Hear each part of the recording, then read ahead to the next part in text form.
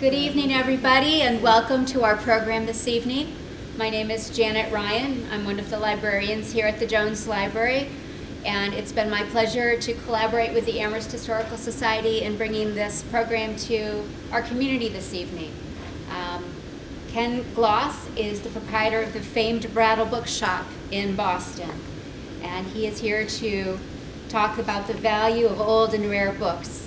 He's been frequently seen on national TV, and we'll talk about his historic bookshop, which goes back to about 1825.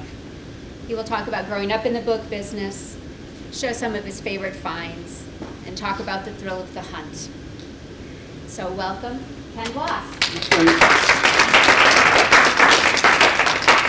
Thank you. I'm happy to be back here. I went to school there at the university. My wife went to school at UMass. My younger daughter went to school at UMass, and we all got good education, so I'm happy to be back. And my wife says I only work half a day now. I get in at 5:30, the store closes at 5:30. It's 12 hours, it's only half a day. And when I do these talks, it even lasts a little longer, but I love what I do. I guess when you talk about old books, and I'll give a little my background, the history of the Brattle Book Shop does go back to the 1820s, but for all practical purposes, it was going out of business in 1949. My father was getting married, my mother had $500. With that, they bought half interest in the Brattle Book Shop. And it's always been in Boston. People call us from Harvard Square, where are you? We tell them we're in downtown. The store, when my father first got it, it was in Scully Square, which is where Boston City Hall is now, and there was a little side street called Brattle Street. To make it even more confusing, the street doesn't exist anymore. It's where Boston City Hall Plaza is now. And my father built the store on his great love of books, his hard work, his knowledge, and he was a bit of a character and a showman. And we've had 7 different locations over the years, mainly due to urban renewal. And every time my father would move the store, he'd move the best books to the new location. Then he'd run sales, half price, $1, 50 cent, quarter, dime. Last day of the sale, though, everything was free. And he would literally have hundreds of people line up with bags, packs, satchels, whatever, ring a big bell, people go charging into the store, grab whatever they could grab. 5 minutes later, they'd leave, the next group would come in, and my father gave away over 250,000 books that way. Now, the last time he did this, we were moving from the end of Washington Street to West Street, where we are now. It was in 1969. And at the end of the giveaway, there were books left over. And like I said, my father was a bit of a character and a showman. And if you can picture this, he hired a covered wagon with a cowboy and a horse team. And on the cover of the covered wagon, it said, "Go West, book lovers. Go 5 West Street, Brattle Book Shop." They filled it up with books, and for those of you who know Boston, they drove it from the end of Washington Street, near Boston City Hall, up Court Street, down Tremont by the Boston Common to where West Street is, and then back down Washington Street with my father sitting in back, throwing books out the whole way. Now, the superintendent in charge of traffic was a friend of his, told him he could do it all morning, but within an hour, the city was in an absolute standstill. They told him to stop. He didn't care. He'd gotten his point across. And we've been on West Street since then. When we first moved in, we were a 5-story, 150-year-old wooden building. In February of 1980, I got a call at 4 o'clock in the morning. The building was on fire. It literally burnt to the ground. I mean, it was 100% gone. But we wanted to continue, not go out of business. We found a storefront a few doors up the street. We rented folding tables. People either sold, gave us, donated books. Kevin White, who was the mayor at the time, came down with a carload of books. And even though it was a meager stock, we reopened within a month. The main thing was just keep going. Over the next 4 years, we slowly but surely rebuilt the stock. 4 years after that, we bought the building we're in now, which is sort of the old Dickensian type of store. Outside stands at $1, 3 and 5, 2 floors of general used books, a 3rd floor with rare books, autographs, manuscripts, leather binding, and so on. And that type of business, the large old general secondhand bookstore, especially in the inner cities, is a dying business.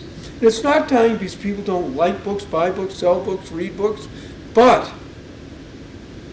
property value in real estate and have gone so high that rent has gone so high that old bookstores, which I can assure you are not the most efficiently run businesses in America, one right after the other have been going out of business.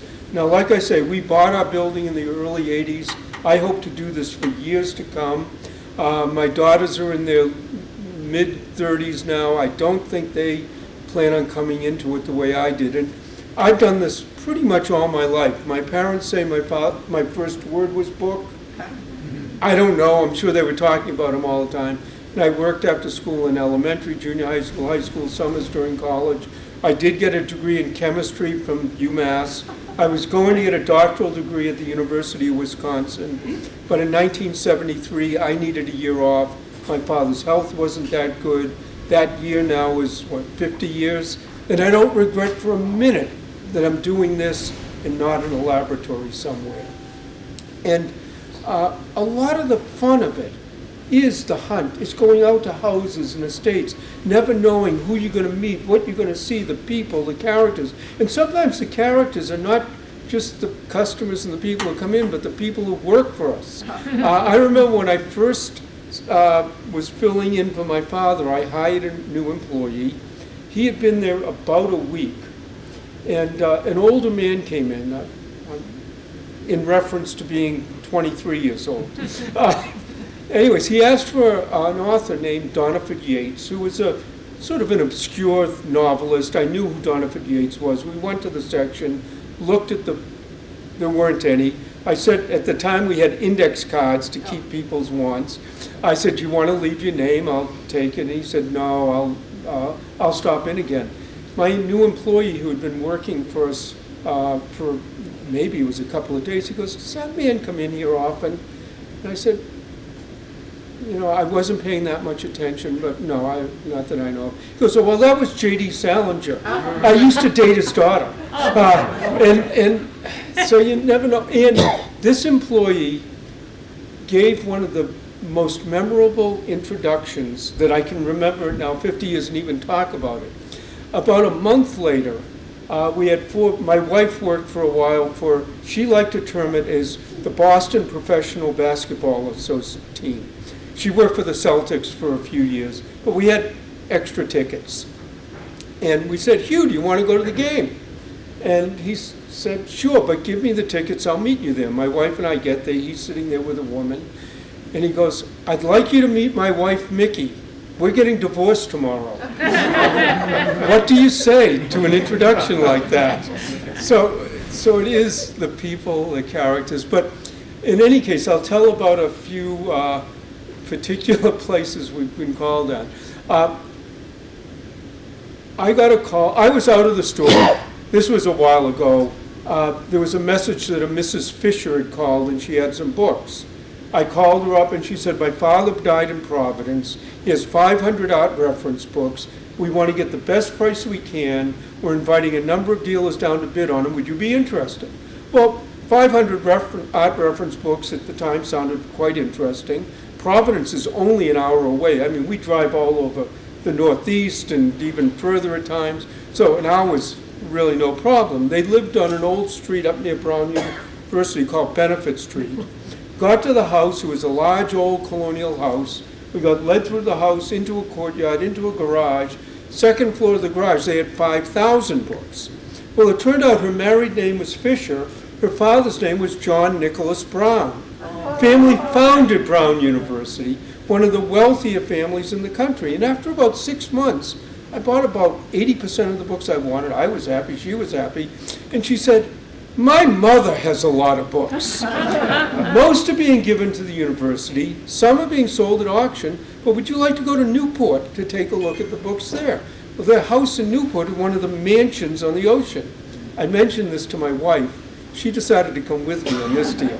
And one of the fascinating parts about it was being in one of those mansions that was still being lived in by a family, and at one point wandering from the basement to the attic, all on our own, without a tour guide saying, come here, go here, do this, whatever. And that was fascinating in itself. Another time we got called to Newport to do an appraisal. Now, I come to groups like this and I do hundreds of free appraisals here, on the phone, at the store. My goal is that whenever you think of an old book, you think of me in the Brattle Book Shop. I don't care if you think of 10 others, just as long as we're one of the 10. And one of the ways I think I can do that is by giving out as much free information as reasonable. I also, if you like the stories, I do a podcast, but I'll mention that later too. But in any case, another mansion in Newport, not as big as the Browns. This was the Perry family, and they needed a formal written appraisal, so we talked a fee. But what they had, and it was Commodore Perry, Oliver Hazard Perry, and what they had was a whole series of papers from the War of 1812. During the war, their family were privateers. Well, they're privateers if you're on our side. They're pirates if you're on the other side. It was all the way you look at it. It was the day-to-day accountings of the ships. They would sometimes capture a ship and realize tens of thousands of dollars profit. I mean, in 1812, that was an incredible amount of money. Then one day, one of the ships got into a battle. The ship got hit. The captain got hit. He lost his leg. At the bottom of a page was a little tiny entry. Captain, $5 bonus, loss of leg. And that was the last you heard of the captain. So it's changed a little there. And when my father was still alive, we got a call from a lady. She was very vague about what she had, who she was, what her name was, but it sounded like she might have something interesting. She lived in Sharon, which is pretty close to Boston. We got to the house. It was a little ranch. Paint was peeling. Weeds were growing. And we, sort of said, oh, gee, what's going to be here? And again, I was with my father. My father died over 35 years ago, and she was elderly at the time. We walk into the house, and there are just gorgeous antiques everywhere. I mean, really, really beautiful antiques. And she got to talking. It turned out she was originally from the Boston area, but she had married the Prince of the Ukraine, the cousin of the Tsar of Russia. He had escaped just before the revolution. And she told story after story about being Russian nobility in Europe and the court intrigues, the goings on, how T.E. Shaw used to stay at their house all the time, how she didn't think he accidentally died on a motorcycle, but there was a lot more to it. T.E. Shaw, of course, was Lawrence of Arabia. And she went on and on and on with these wonderful stories. Turned out her books were lousy, but the stories were absolutely wonderful. And when we first got into her house, on a wall, there were 10 watercolors. They were like this. Pastoral European scenes. I thought they were nice, and the more she talked and the longer we were there and the more I looked at them, the nicer I thought they were. And after a while I finally said to her, those 10 watercolors, they're really nice. She turned around very matter-of-factly and said, oh yes, they're all Turners. So she had 10 original Turner watercolors, probably $1 million worth of paintings. It's like, oh yes, they're all there. So you never know who it is people. Matter of fact, speaking of characters, we went to one of our customers' 100th birthday parties. Now, when you go to a man's 100th birthday party, and he tells you he just got back from Barcelona, he's going to give a talk in Florida, and he's been asked to lecture in Tokyo. And I finally said to him, wait a minute, you're 100 years old. Don't you think Tokyo is an awfully long way to go? And he said, well, when I used to work, it took me well over 25 hours to get to Chicago. He says, I don't think Tokyo's a whole lot further than that nowadays. And here's a man who can tell you about one day sitting down to dinner with Henry Ford and Thomas Edison. And he was looking forward to this dinner and all the learning and insight he was going to get from these two men. And he said he was excited. He got to the dinner a little bit early, sat down. 5 minutes later, Ford came in and sat down next to him. 15 minutes later, Edison came in. Now, Edison was elderly, had one of those big horns for hearing, and sat down opposite. And he said the first thing, Ford turned to Edison and yelled, "My Tom, you look very good." And Edison turned to Ford and yelled, "It's the Carter's little liver pills." This man said all night long, all they did was yell about Carter's little liver pills. And he said next time he wanted to learn something, he came to the library. Now, I can go on, and I will to some extent, but we get hundreds of phone calls at the store, people wanting to know, do you have a book? Can you get a book? How hard is it to get the book? Does the book exist? Or how much is it worth? What's the value? And so on. And most of those questions, either I or the people I work with, we can answer off the top of our head. Some take a little more work, and occasionally you really have to do some research, but that can be fun too. But every once in a while, you get a call that really stands out. And again, this was a while ago. I answered the phone, hello, Brattle Book Shop, can I help you? Lady, elderly, thick Irish brogue, and the first thing she says is, President Kennedy slept with me. You know, I have to admit that gets your attention. And she stopped and waited for it to sink in, and then she went on to explain that she had worked for the Kennedy family. When he was 2 and 3 years old, he used to fall asleep in her arms. So he did sleep with her, but maybe not what you first think. And what she had was a whole series of handwritten letters from the president. Now, presidential letters of any type have value. Handwritten letters of later 20th century presidents are particularly hard to get, higher priced. She wanted to get an offer on them. I was actually skeptical about that. But I thought she'd be fun to meet. She was. She had some great stories. The letters were fabulous. I gave her what I thought was a tremendous offer, much as I suspected. There was no way she could sell these letters. The letters were part of her life. I had left a note behind. As far as I know, her family still has them, probably where they belong, but maybe someday I'll hear about it. One of the things that I hope all of you do is watch Antiques Roadshow. One of the reasons I really hope you watch it is because I've appraised on it for years. Matter of fact, I was on last night doing an appraisal, but I like the show to have high ratings, so they keep doing the show so that I can keep doing the traveling.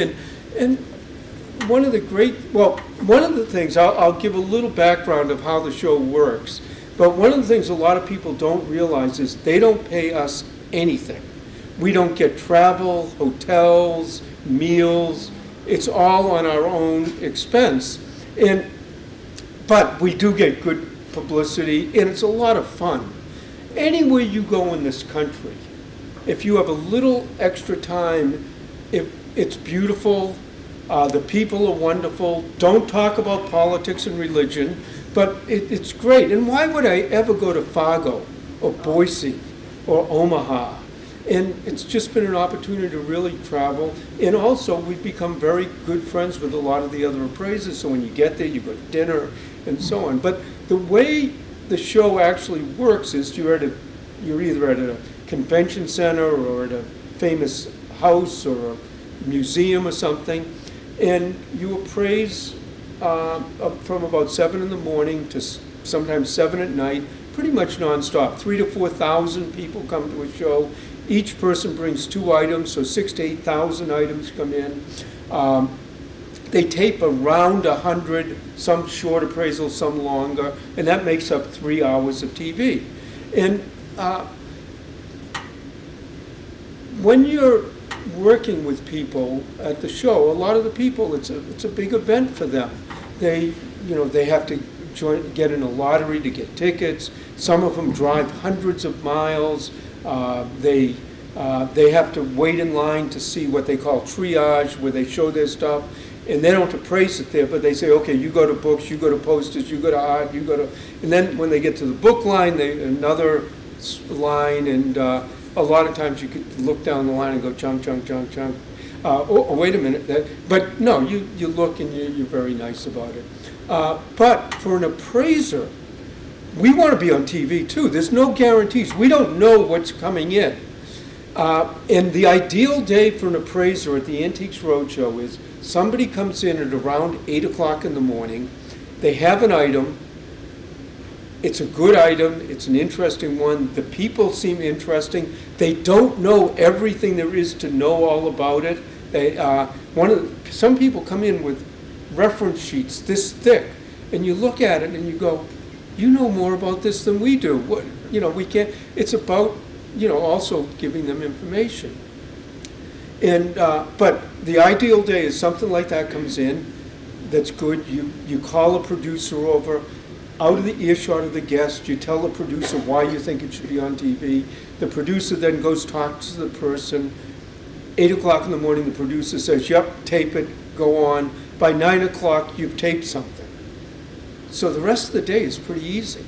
If it's about 4 or 5 in the afternoon and you haven't taped anything, there's a good chance you're not going to, which means you've come all the way, you're not going to get on TV, and so on. And there was one city that I remembered, it was Kansas City, and a man came in around 8, 9 in the morning, and he had a few things that were interesting. He had a sheet signed by Pope John Paul. He had some rosary beads that the Pope had given him, but they're sort of standard things. There wasn't much to it. But then he pulled out a photograph, and it turned out he was the pilot that flew the Pope and his entourage around the United States in the 1970s. And then he started telling stories about what was going on behind the scenes. But this photograph was great. Now, usually when you see someone photographed with the Pope, especially when the Pope has his full vestments on and all that, Pope is standing there, he has his hand out, the ring is here, people kneel, kiss the ring, a photo's taken, and it's a very, very formal thing that people remember. It's a great honor to get invited in. This picture, though, is the pilot was wearing his pilot's uniform. He was in the cockpit, in the pilot seat. The Pope, in full vestments, is leaning over like this, signing his Bible. And I'm going, this is great. And I say to the man, okay, let me see the Bible. He goes, oh, I didn't bring that. And I go, can you go get it? It was a Saturday. He says, no, it's in a safe deposit box. And I go, oh. Later that day, something else did come in, so it wasn't, but it was just, oh. And when you come to groups like this, or at the store or whatever, one of the things a couple of things that can surprise you about appraisals. Obviously, if someone comes in and you say, oh, this is worth $20,000, $100,000, $50,000, most people are pretty happy about that.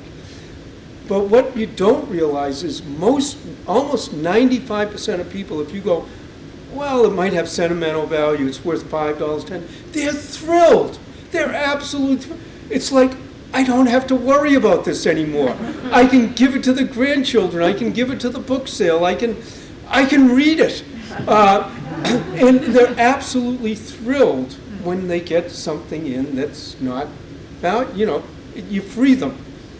The problem books are the ones that are worth 50, 75, 200, and so on. But you can't make everybody happy, no matter what you do. And my wife, for a couple of years, appraised at Antiques Roadshow. She actually didn't enjoy standing there for 12 hours sometimes, seeing people, and she just didn't like it as much, so she only did it a few years. But a person came in, and again, you want to treat the person nicely, you want to look at their item, sometimes if it's not too fragile, touch it, show some respect, and you know that this is something special. In any case, a woman comes in, and she says, I have a book signed by A. Lincoln. And my wife takes it and looks at it and opens it and looks at it again, and she says, it is signed by A. Lincoln, but not the A. Lincoln we both want it to be. And the lady goes, how can you tell? And my wife takes the book and says, well, the first clue is that she opens to the title page that this book was printed in 1915. And the lady goes, so? And my wife goes, well, in school I learned that Abraham Lincoln was assassinated in 1865. Lady slams the book shut, goes, you don't know what you're talking about, and storms out. Now, it's an extreme case, but the reality is, when you look at something and you want it to be what you want it to be, you can convince yourself that it is that. And I have the same issue at times. You look at something and you go, yeah, that's George Washington's signature. Or I guess here, which would be really rare, that's a letter of Emily Dickinson or a poem. And well, not counting forgeries, which can be very good, and I'll even talk about that a little. But you can look at it in. At first you say, and then you say, no, look at that's just right. And a lot of times what I do in that case is I have a lot of colleagues, and I'll take now a digital image and I'll send it down to them, say, can you look at this? And many times they'll say, no, that's not right. But you have that little suspicion. You just try to talk yourself out of it, because that suspicion might go from $1 to 10,000 too. And so there's always that aspect of it. The other thing sometimes people ask is, do you know everything there is to know about books? Like if people bring books here, probably most of them I can look at very quickly and say, oh, that's about this, that. But sometimes you get something I have no idea or I haven't seen it. In that case, I'll usually take a picture and go back and do some research. But I don't have to know everything there is to know about books. All I have to know is who does know, and then who to call. And if you knew everything, it would get really boring. So there's always that learning process. And people ask me, another thing that people ask me a lot of times is, do you collect books? And I do and I don't. When I was growing up, my father would bring home 5, 6 books a day. Do that for 30 or 40 years. And our house was heaps and piles. And my father always meant to read a chapter, an introduction, a book, the book flap, whatever, but there's just piles everywhere. So I read a lot. I read about books and book collecting. I read about history. I read Stephen King and John Grisham. Now, one thing I'll say about John Grisham is there's a book called Camino Island, and it's about a book theft. And my wife got it for me for my birthday because it came out a little before that. And we started getting calls, and they go, well, that just isn't accurate. That isn't accurate. Well, there's a chapter in it there's a chapter in it where they have a fence, and there is no way that he could have described other than changing my name. And the thing that really aggravated me about it was he described it as on West Street in Boston, described the store, 60 years in a family business, that it was a failing business, and that's why they were. And he ended up calling me because I had asked someone and somehow it got back to him. And I said, it really didn't bother me that you called me a thief. What bothered me was you said it was a failing business. But I don't know. He wouldn't say where the reference came from, but he promised to take me to dinner sometime. That was a number of years ago. I'm still waiting. If I ever go to Virginia, I'm going to knock on it. Actually, I have his phone number, so I'll call him and knock on his door and try to get my dinner. But that's one of the things. So I don't collect, but there was one collection that started off as a bit of a joke. In the 19th century, there were a lot of books, before dust jackets were widely used.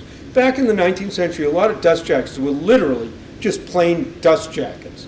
Around World War I is when the technology to make dust jackets as we know them. But a lot of books had very decorative covers. And the reason they had decorative covers is the publisher figured if you walk in the bookstore and caught your eye, better chance you buy it. So there are people who collect books like this. And I got a book in one day, and it had a picture of a toilet on the cover.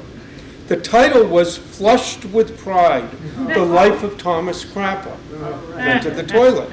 And I brought it home, showed it to my wife. She took one look at it, said, you have to put this in the bathroom. Well, we did. A couple of days later, I got another book and had a big eye staring out of the cover.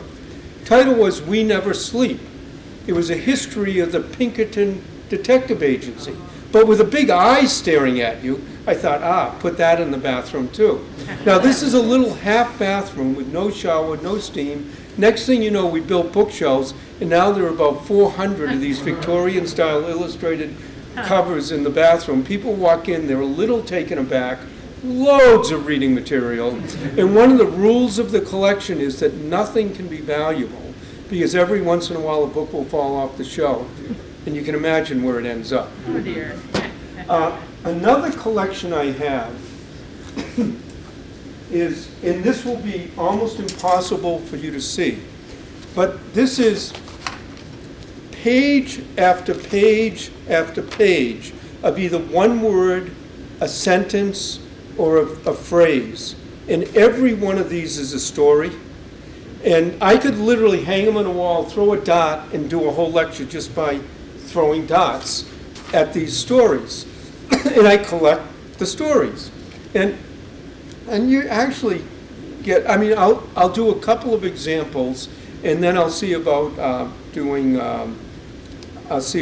some question and answer.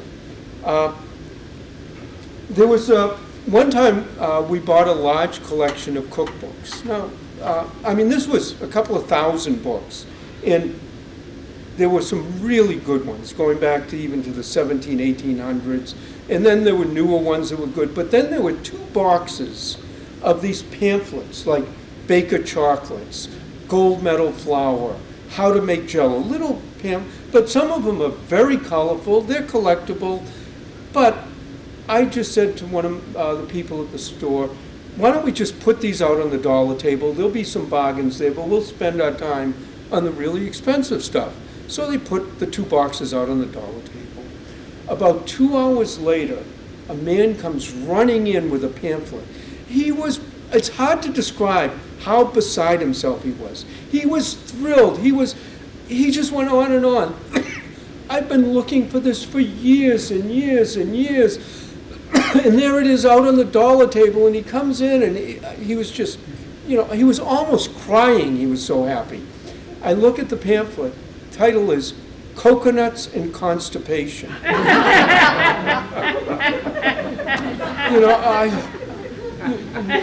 Anyways. One of the things that happens at the store sometimes, and we go out almost every day. We go to houses and estates.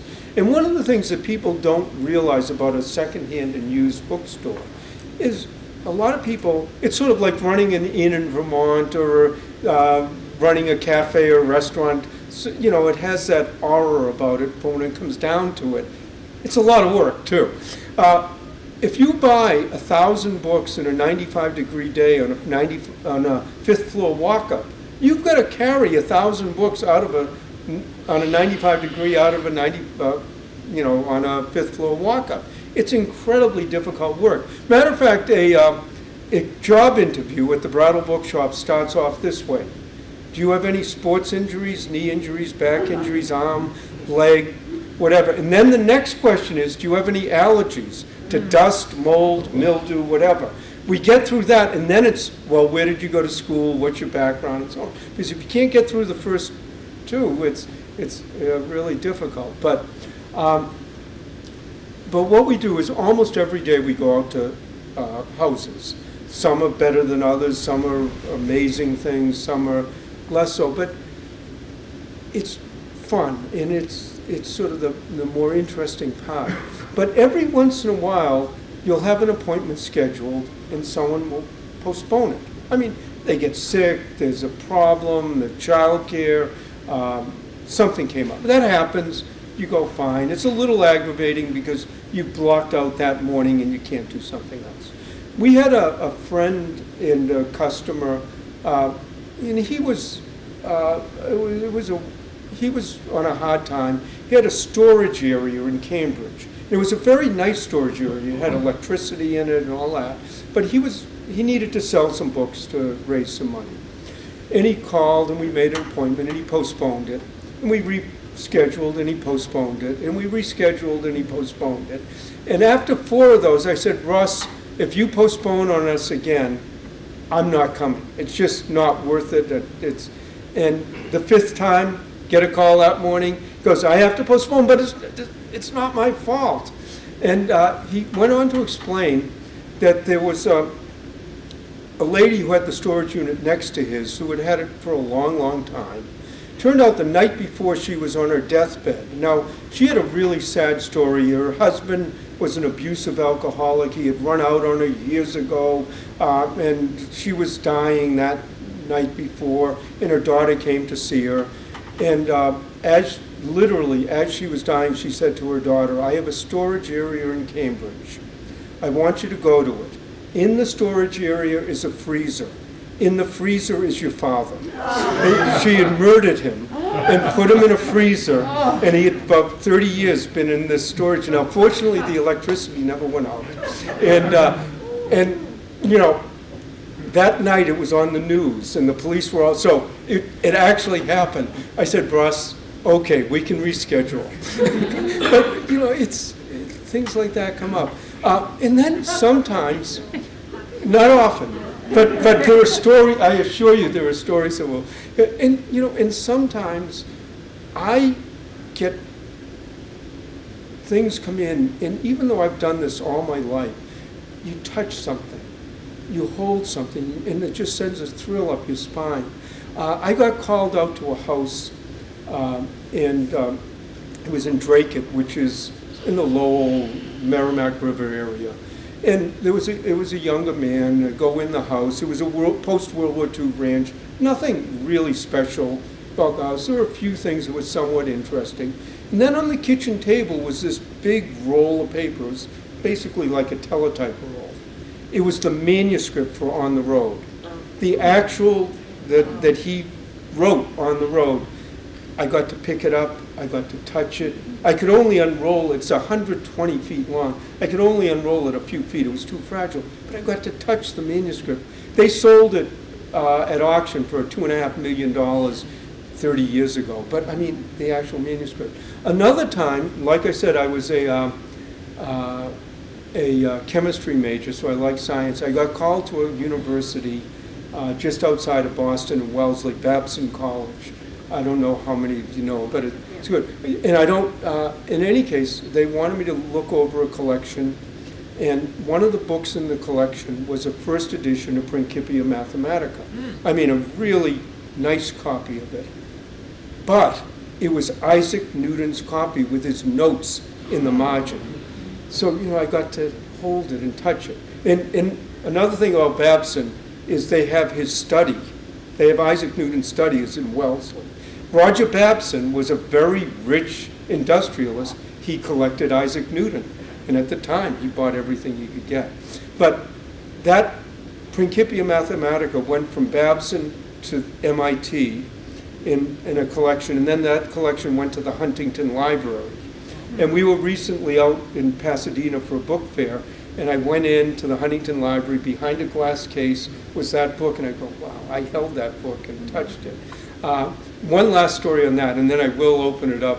And I end the talk with a couple of stories, too. So like I say, I have endless stories. But we got a call one time to do an appraisal, and I went with my manager. And we got taken down to a basement of a building, and there was a folding table, and it was a modern building. It wasn't anything special. And there were a few documents laid out on the table. The Bill of Rights, the Pilgrim Charter, and then there was a Declaration of Independence. It wasn't the first one. It was the first one that was ever printed with the names on it. That was a year later, because printing the names on the Declaration, they were treasonous. If they had lost the war, it was dangerous. And a year later, a woman in Baltimore did a copy with that. But across the top of that copy, in ink, in handwriting, was, "This is a true and authentic copy, signed John Hancock." And I got to put my little finger on each of them. It was the Massachusetts Archives. But next to the Kennedy Library is the State Archives. They have a museum. Those are there, and a lot of other great stuff. And they had to do some repair work when they were just opening the museum. And they were doing it in North Andover at a paper restoration place. Can you picture this? When they drove those documents up to North Andover, they did it in a state police motorcade, and they shut down Route 93 because they didn't want any other vehicles on the road when they did it. In any case, like I say, I can go on and on. Why don't I see if there's some questions? And quite honestly, anything you ask me, I can go off on a tangent. Does anyone have any?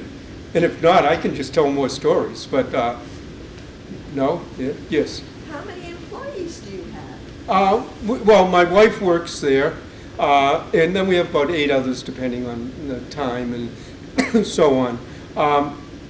And, you know, even the largest of used and out-of-print and rare bookstores, which some of them have a lot bigger, are tiny in respect to what American business is. So we have 8 or 9 employees. Usually there are 2 managers who have been there a long time. The rest of the employees tend to work a year, 2 years.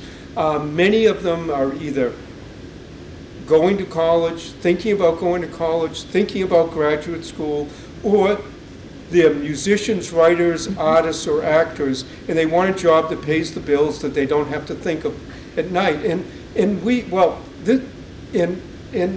have a lot of really good employees. Most are, and since this is an academic community, there's one employee, ex-employee of ours. He worked a couple of years at the store, and he is an English professor, and he's about 40 years old. And if you're an English professor and you teach post-World War II poetry, and you're tenured, and you're at Princeton at 40 years old, and as far as I'm concerned, those 2 years at the Brattle Book Shop is the only reason that he could possibly have been trained that well. But he actually, I mean, that's almost unheard of nowadays to be in that type of position. He's brilliant. He's personable. He's a great teacher. He's the perfect person for it, but it's incredible. You had a question? Do you advise people to go into the book business? I didn't hear the last. You advise? Do you advise people to go into the book business? Do I advise people to go in the book business? I will. Anyone who calls me at any age, whether they're students or older, I'll always sit down and talk with them. The one thing I absolutely emphasize, now I never started a business. I mean, I took over my father's business, and I can tell all sorts of stories about how many times I was fired, how many times I had problems. There was a lot of just family business. I realized that when I first started there, I'd get fired constantly, and I'd go upstairs in the store and brood. My father would brood, I'd come down, everybody would be in a bad mood. And after about 6 months, I realized, wait a minute, he just fired me. I'll leave. I'll have the day off. And he fired me. Once he realized I'd leave, I got fired less and less and less. So you learn. But as far as going into the book business, it's a business. And that's one of the things I emphasize more than anything else. If it's going to be successful, you have to make money. And you have to treat it as a business, not as a lark. And a lot of people come to me and they say, well, we've been for years putting aside books so that we have a starting stock. That's wonderful. And you'll probably do really, really well for a couple of months. But then how do you replace the stock? So, I'll go over with people. I think it's a great business. I really like it and enjoy it. And almost every used book business in rare takes on the personality of the owner. It might be a small office on a second floor dealing in just science books, or it might be somebody just dealing in art books. It might be a store like ours, which, again, you have the overhead and the real estate problem. It might be something that you just do online. It might be higher. So usually I'll talk with people. If it's something that you really love, really want to do, I wouldn't discourage. I just try to give advice. There are also a few courses from bookmen's associations and schools about the book business and all that goes with it, and I advise a lot of those. And sometimes it might not even be the worst idea to either work in a bookstore or talk to 2 or 3 bookstore owners, because everyone is different. So I love it. So if you can if you can do anything that you love, I'd advise it. It's just, most small businesses, it's hard to do. Yes? I have a question about book collectors. Since you're not a book collector, but you must know lots of book collectors. So when you see something, you say, oh, this collector would be interested in that book. So you contact that person. And so that person, I'm imagining, has like tons and tons of books. Do most book collectors constantly sell their books and change them older? Okay, the question is about book collectors. Do they buy and sell? Yeah. Do they sell? Do they do the? Well, first of all, when you walk into a person's house and they have a lot of books, you can tell a lot about that person. You can tell what a lot of their interests were. And many times you can tell their politics. You can tell maybe how religious. You can also tell if the books were, a lot of times when people have a lot of books, everybody in their family, their friends, what a great scholar, and I look at the books and go, gee, that's a good show. And it's they have books they like, but I can tell that they didn't really go into depth. Then you go into someone else's library and you go, this person really knew in the field, and it might be a working library. And then there are the people who really collect because they're collecting. Of course, when we get things in, the ideal bookstore would never, in my opinion, would never have a book in it. I'd go out, buy books, there'd be someone standing at the door buying the book, and that's the business part of it. It wouldn't be as much fun. But almost 90% of the books that we buy is because it's an older person, a couple moving from the big to the small, or someone's died and it's an estate. If someone's a passionate collector, they don't want to sell. They want to keep accumulating and buying. They wait till they die and then you get their collection? Yeah, exactly. Or they move from the big. They usually won't sell until they have to, for some reason or other. There's every other reason you can think of, and nowadays, what we do is someone calls us with a collection, and the first question we ask is, how many books do you have? The first answer is a lot. Then we ask, what kind of books do you have? The first answer is fiction and nonfiction. And then we try to narrow it down. And we now say, if they're on shelves, take pictures of the shelves, digital pictures, and we can pretty well tell from that. We also, a few things if you're looking at a collection that you don't know. First of all, if you go into someone's house, maybe a relative and you're helping, if there are a lot of books on one subject, usually if it's advanced physics, if it's books on Western Massachusetts, but there's 100, 200. We just bought a collection of 300 or 400 books on railroads. If it's a little this, little that, but if it's also one focused subject, whatever that subject is, usually the person spent more time. Another thing is, the less the book is about, usually the better the book is. If you have a 200-page book that covers all of world history, it's probably not an detailed book. If you have a 200-page book on the history of Amherst, it's probably got information that people would want. Also, if a book is contemporary to when it was done, chances are it's more valuable. A book done in the 1770s on the American Revolution is probably more valuable than a book in the 1970s on the American Revolution. So that's a few things to look at. You had a question. Yeah, I had the good fortune of having an uncle, a great uncle actually, a grandmother's brother, of somewhere down in Philadelphia. He took me when I was a kid, about 13 or 14, up Chestnut Street, and introduced me to Mabel Zahn and some other really cool people, which got my interest going. Back in the day, I'd go to A.B. Bookman, pick an address, write a little card. 6 months later, I get a response, yes, I can get that publication. Today, of course, we have bookfinder.com, we have all of the others.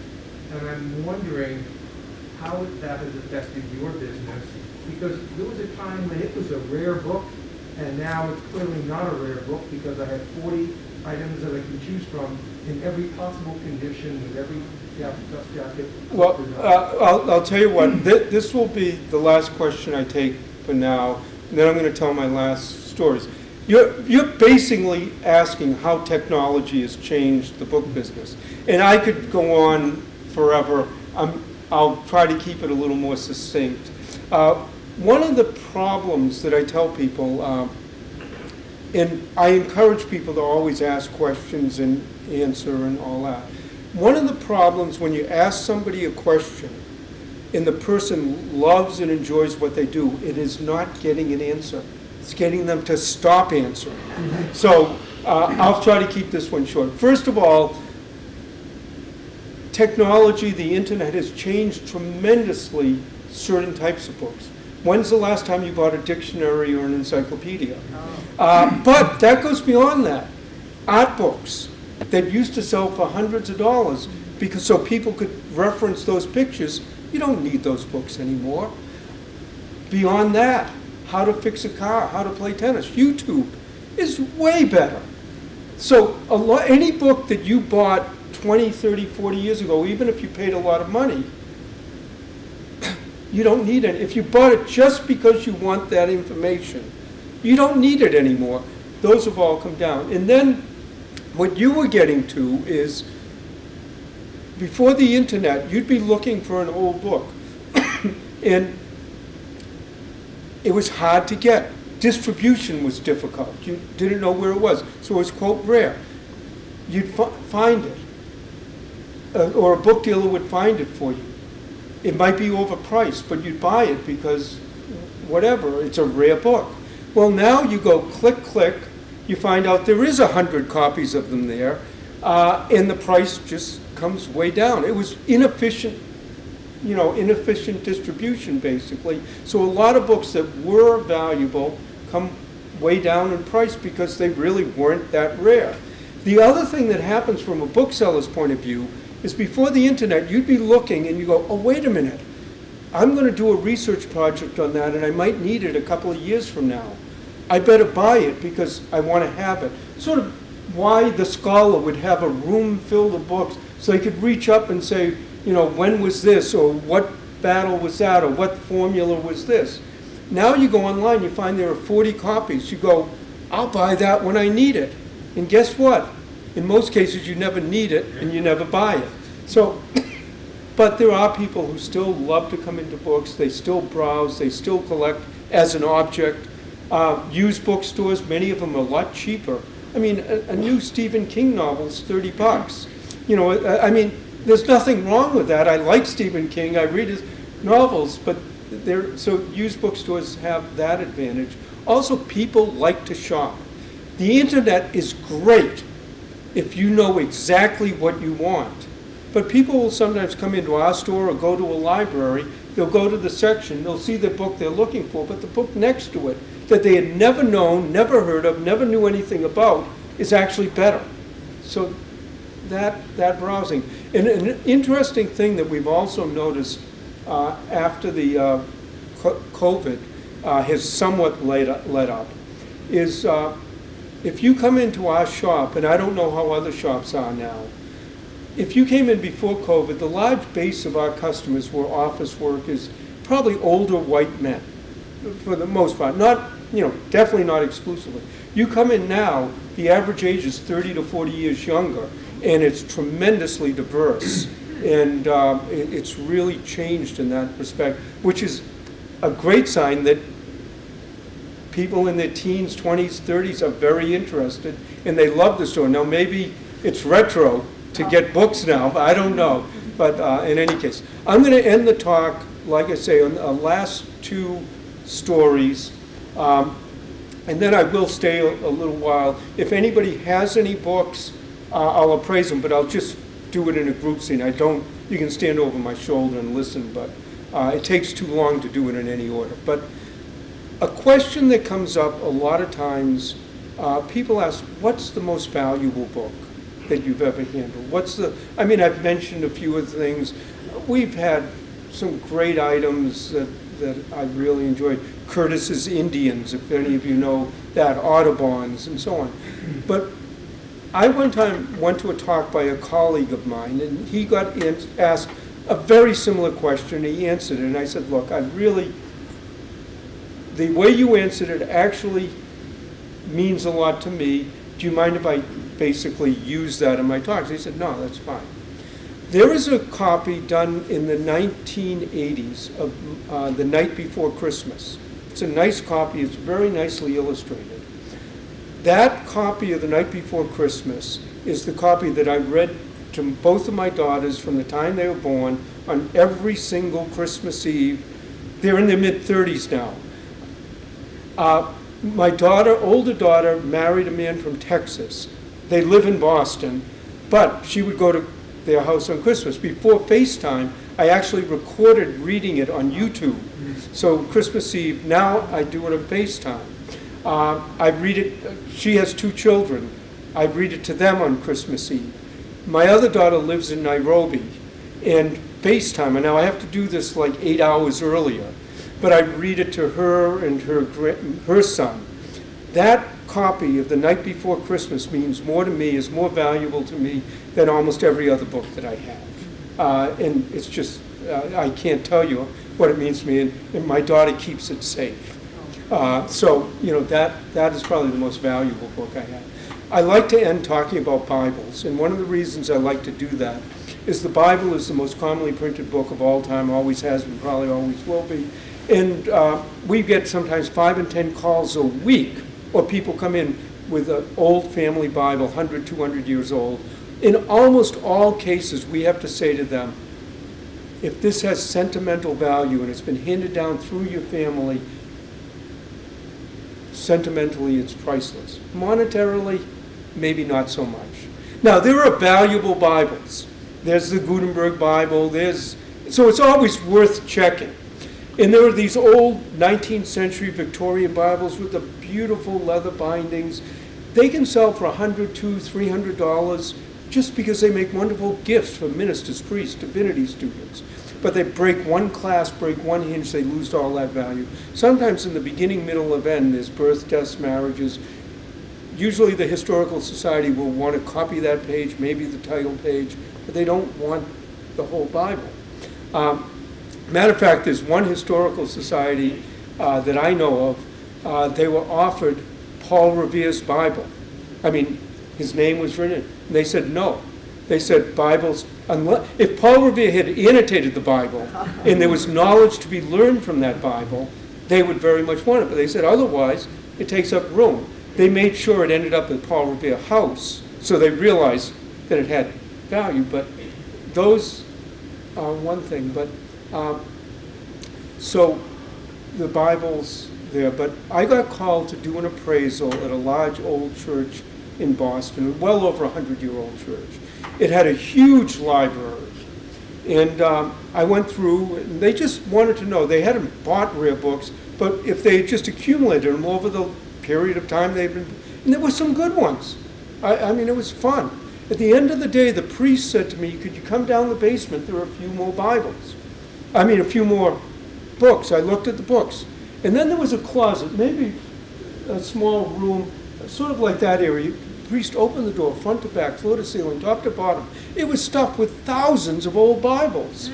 And I looked at the priest and I said, what is this? And he said, well, people hate to throw away a book. They feel it's sacrilegious to throw away a Bible. So what happens when a parishioner dies and the family doesn't want the Bible? They come and they present it to the church. And he says, what do? We very graciously accept it.